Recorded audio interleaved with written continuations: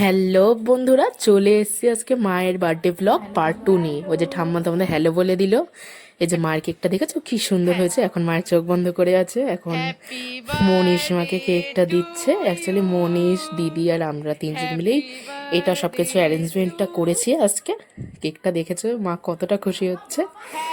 এখন এই সবাই মিলে একসাথে এখন কেক কাটা হচ্ছে। খুব আনন্দ করেই আজকের দিনটা কাটলো। হ্যাপি বার্থডে ডিয়ার মা। দেখতেই পাচ্ছ বাবা থেকে সবাই কেক কাটছে একসাথে। এই যে এখন সবাই কেক খেয়ে নিল। এখন আমার গিফট দেওয়ার পালা চলে আসলো। আমি দিদি এটা সবাই মিলেই অ্যারেঞ্জ করেছি। এই যে ফার্স্ট এটা মিল্কি বার দিলাম, মা খুব খুশি হলো। ডেয়ারি মিল্কটা যদিও আমার বেশি পছন্দের, ওই জন্য মাকে এটা ডেয়ারি মিল্কও দিলাম। এইভাবেই আজকের সুন্দর দিনটা আমরা সবাই মিলে একসাথে কাটলাম। বাবা আর কিছু না পেয়ে 20 টাকাই দিল।